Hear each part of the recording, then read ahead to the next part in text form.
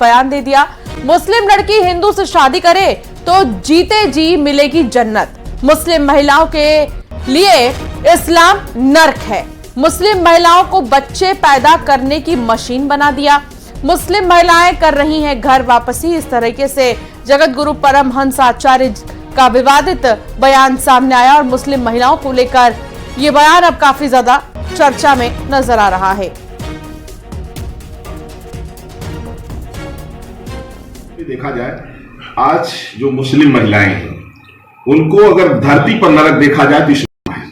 भाई कौन महिला चाहेगी कि 4 बीवी 5 बीवी रहे, उसको उसके साथ में बच्चा पैदा करने की मशीन बना दिया जाए, उसको इतना प्रताड़ित किया जा रहा है। आज तमाम ऐसी मुस्लिम महिलाएं हैं जो सनातन धर्म घर वापसी करती हैं। वो कहती हैं कि हमारे लिए जीते जी जन्नत मिल गया। और यह सच है कि जो मुस्लिम महिलाएं हैं वो अगर किसी हिंदू से शादी करती है, सनातन धर्म घर वापसी करती है तो उनको जीते जी जन्नत मिल गया।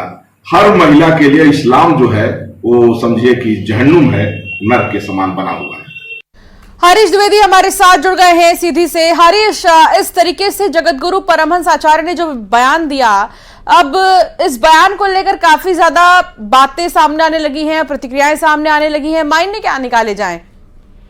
बिल्कुल, जिस तरीके से पीठाधीश्वर जो जगत गुरु परमहंस हैं उन्होंने आज पीसी की थी और प्रेस कॉन्फ्रेंस करते हुए उन्होंने जो एक बयान दिया है, हालांकि उनकी इस बयान के मायने जो थे तो उनका मायना ये था कि भारत देश जो है वो हिंदू राष्ट्र बने। क्योंकि हिंदू राष्ट्र को लेके उन्होंने बयान दिया है, लेकिन उन्होंने ये बताया है कि हिंदू राष्ट्र जब बनेगा तो इसमें किस तरीके से बनेगा, जब इस्लाम सहित जो अन्य जो हैं धर्म हैं उनके जो लोग यहाँ शामिल होंगे तो वो उसके बाद ही हिंदू राष्ट्र बनाया जा सकता है। हालांकि उन्होंने मुस्लिम महिलाओं पर ज्यादा फोकस किया है और उन्होंने यह दावा किया है कि मुस्लिम महिलाएं जो होती हैं वो बहुत प्रताड़ित होती हैं, जिस वजह से अब जो महिलाएं, अगर जो मुस्लिम महिलाएं होती हैं वो किसी अगर हिंदू लड़के से शादी करती हैं तब वो जाके अपने आप को जन्नत महसूस कर पाती हैं कि हम एक जन्नत पा चुके हैं और जीते जी उनको जन्नत मिल रही है। जो अगर मुस्लिम महिलाओं की बात की जाए तो अगर वो जिस तरीके से अपने इस्लाम धर्म में रहती हैं तो वहाँ उन्होंने टिप्पणी भी की है कि 4-5 शादियां की जाती है, 4-5 महिलाएं रहती हैं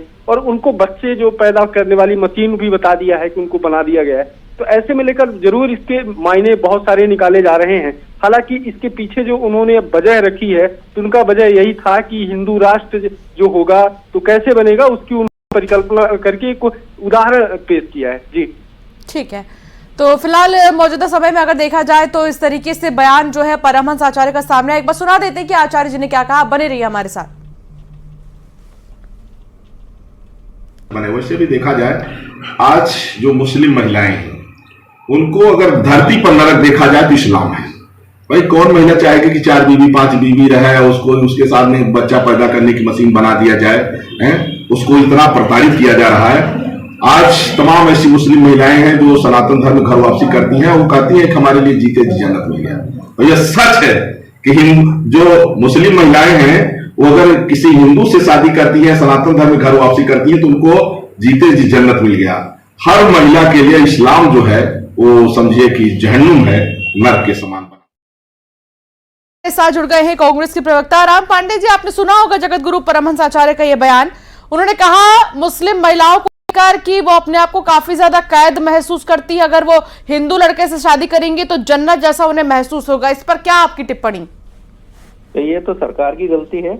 यदि मुस्लिम महिला हो या हिंदू महिला हो, किसी के साथ भी गलत हो रहा है, 140 करोड़ की जनता में यदि देश में किसी भी महिला के साथ गलत होता है, बच्चे के साथ गलत होता है, तो ज्यादातर राज्यों में बीजेपी की सरकार है, केंद्र में बीजेपी की सरकार है, तो जगत गुरु जी जो है भारतीय जनता पार्टी को ये दोषी मान रहे हैं कि हमारी देश की जो महिलाएं हैं वो सुरक्षित नहीं है।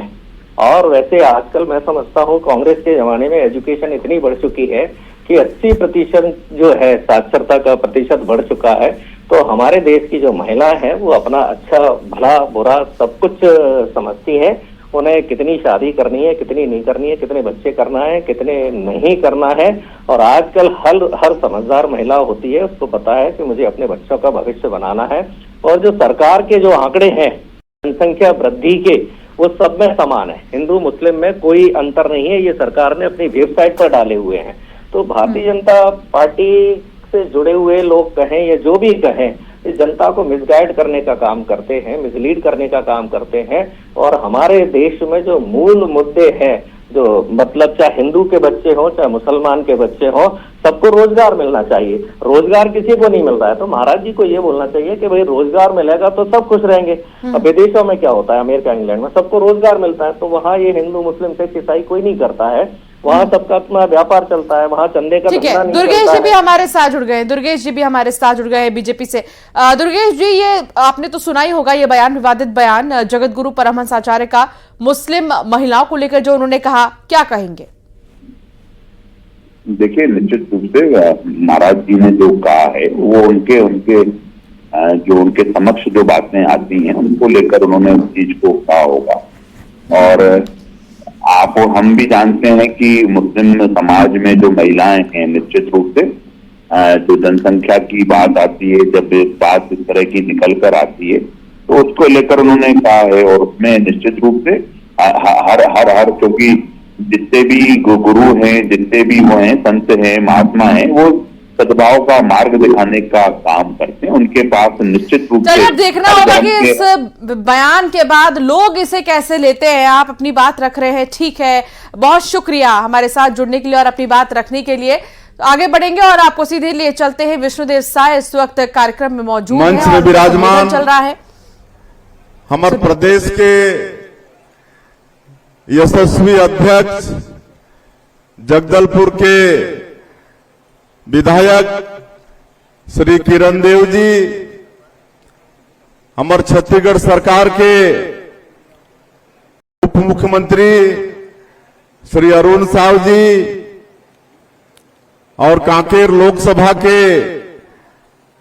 हमारे पार्टी के बहुत ही लोकप्रिय प्रत्याशी श्री भोजराज नाग जी, हमारे बालोद जिला के पार्टी के अध्यक्ष श्री पवन साहू जी, हमारे प्रदेश के प्रवक्ता और आप मन के ये विधानसभा के क्या कहते हैं छाया विधायक श्री देवलाल ठाकुर जी, श्री यशवंत जैन जी, क्लस्टर के सह प्रभारी श्री कृष्णकांत पवार जी, प्रदेश कार्यकारिणी सदस्य श्री राजेश ताम्रकार जी, विधानसभा नोंडी लोहारा के प्रभारी श्री दिलीप शर्मा जी, विधानसभा के सह प्रभारी श्री राजेश जी, विधानसभा के संयोजक जयेश ठाकुर जी, विधानसभा के सह संयोजक श्रीमान राकेश यादव जी, जिला महामंत्री चमन देशमुख जी, जिला महामंत्री, जिला के उपाध्यक्ष श्रीमती अनीता कुमेटी जी, जिला के उपाध्यक्ष श्री देवेंद्र जायसवाल जी, श्री रूपेश सिन्हा जी, नोंडी लोहारा के मंडल अध्यक्ष मनीष झा जी, मंडल अध्यक्ष राकेश द्विवेदी जी, मंडल अध्यक्ष सोमेश सोरी जी, नगर पंचायत के अध्यक्ष होरीलाल रावटे जी, जिला पंचायत सदस्य श्रीमती पूर्णिमा, श्रीमान गोविंद बाधवानी जी, पूर्व मंडल अध्यक्ष, और मंच में विराजमान सबो हमार नेता मन, नेत्रीमन, काको नाम छूटी से हो तो मैं सबसे क्षमा चाहूं। और आज के चुनावी सभा में पूरे डोंडी लोहारा विधानसभा क्षेत्र के एक एक गांव से आए सभी हमारे देवतुल्य कार्यकर्ता भाई और बहनों, मतदाता भाई और बहनों और मीडिया के मित्रों, मैं आगे कुछ बोलूं कर पहले ये क्षेत्र के बहुत ही पूजनीय रानी झमित कुंवर जी के मैं सत नमन करत हूं। मैं बूढ़ा देव के सत नमन करत हूं। और मुख्यमंत्री के दायित्व संभाले के बाद में पहली बार डोंडी लोहारा आना होई से, और ये अवसर में आप मन बड़ी आत्मीयता के साथ हम स्वागत करे हो, माल्यार्पण के द्वारा, गजमाला के द्वारा। ओकर लिए आप सभी जन के बहुत बहुत आभारी, आप मन के बहुत बहुत धन्यवाद। और आप मन के भी हमार तरफ से हृदय से अभिनंदन, हृदय से स्वागत। आप सबके जोहार। चुनाव के बीच कांग्रेस को एक और झटका लगा है। भोपाल में 2 पूर्व विधायक और 1 पूर्व सांसद बीजेपी में शामिल हो गए हैं। 4 बार भिंड से सांसद रहे रामलखन सिंह ने आज बीजेपी की सदस्यता ली है।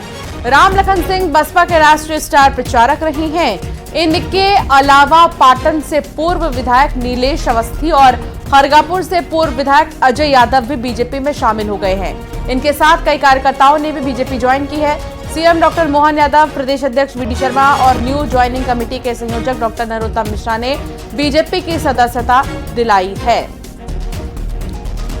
और इस मौके पर सीएम ने कहा कि हमें आज से ही अपने लक्ष्य में जुट जाना चाहिए ताकि बीजेपी एमपी में सभी 29 सीट और देश भर में 400 पार पहुंच सके।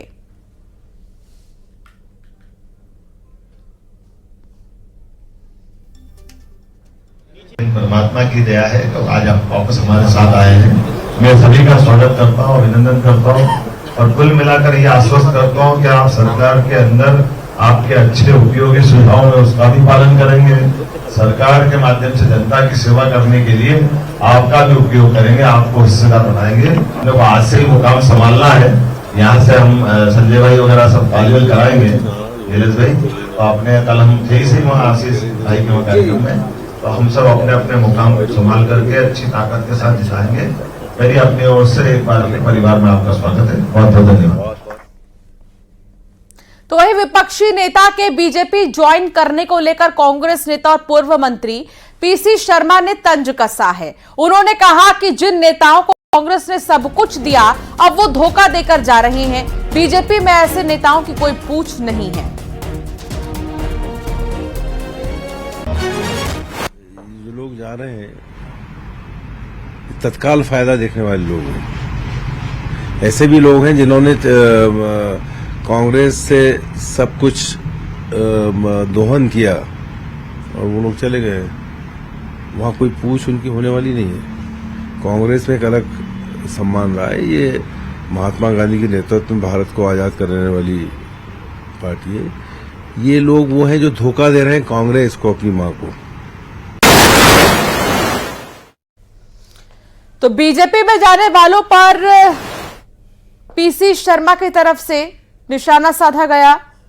कांग्रेस ने कहा कि कोई पूछ ही नहीं है कांग्रेस में इनकी, इसलिए ये बीजेपी में ज्वाइन कर रही हैं। कांग्रेस को धोखा दे रही हैं। बीजेपी में ऐसे नेताओं की पूछ ही नहीं है। जनता वोट में प्रतिक्रिया देगी। ये तमाम ऐसी बातें पीसी शर्मा कहते नजर आए। वासु चौरे संवाददाता साथ जुड़ गए हैं। वासु, लगातार एक तरफ जहां बीजेपी का कुनबा बढ़ रहा है तो कांग्रेस का यह कहना है कि जो लोग कांग्रेस छोड़कर बीजेपी में जा रहे हैं वहां उनकी पूछ नहीं है। अब क्या राजनीतिक समीकरण नजर आ रही है और कितना तवज्जो बीजेपी उन नेताओं को देती नजर आ रही है? निश्चित तौर पर देखिए, मध्य प्रदेश में लोकसभा चुनावों के पहले सियासत गरमाई हुई है और इसका सबसे बड़ा कारण यह है कि लगातार कांग्रेस के नेताओं को और अन्य विपक्षी नेताओं को बीजेपी की ओर पलायन होता हुआ दिखाई दे रहा है। कई बड़े नेता अब तक कांग्रेस पार्टी का दामन छोड़ चुके हैं। बीजेपी के साथ वो अब आगे बढ़ने की बात कह रहे हैं, चाहे पूर्व केंद्रीय मंत्री सुरेश पचौरी की बात हो या फिर अन्य नेताओं की बात हो। आज भी कांग्रेस समेत अन्य दलों के जो नेता हैं वो बीजेपी में शामिल हुए हैं, जिसमें मुख्य रूप से पूर्व विधायकों के नाम सामने आए हैं। नीलेश अवस्थी की बात करें, अजय यादव की बात करें, रामलखन की बात करें, तो ये तमाम वो नेता हैं जिन्होंने अपने समर्थकों के साथ कांग्रेस छोड़ी और अब बीजेपी में जो है वो शामिल हो रहे हैं। तो कहीं ना कहीं कांग्रेस के लिए जरूरी एक चुनौती बना हुआ है कि लगातार उनके पार्टी के जो नेता हैं वो पार्टी छोड़ रहे हैं और बीजेपी के साथ में अब चुनाव से पहले वो कैंपेन करते हुए नजर आएंगे, बीजेपी के साथ आगे बढ़ते हुए नजर आएंगे। हालांकि ये जो पूरा दल बदल का दौर बीते कुछ महीनों से चल रहा है, इसको लेकर कांग्रेस का ये रुख है कि जिन नेताओं को कांग्रेस ने लगातार तवज्जो दी, उनको पद दिए, उनको मान सम्मान दिया, वही लोग अब पार्टी को धोखा दे रहे हैं। और ऐसे नेताओं के जाने से हमें कहीं कोई दिक्कत नहीं है, पार्टी को कहीं इससे कोई नुकसान नहीं है, बल्कि बीजेपी जो है वो कांग्रेस युक्त होती जा रही है। लेकिन इस सबके बीच बीजेपी एक मैसेज देने की कोशिश कर रही है पूरे प्रदेश में, पूरे देश में, कि लगातार जो विपक्षी नेता है उनका भरोसा भी अब बीजेपी के साथ बनता हुआ दिखाई दे रहा है। और इसलिए तस्वीर अपने आप में काफी कुछ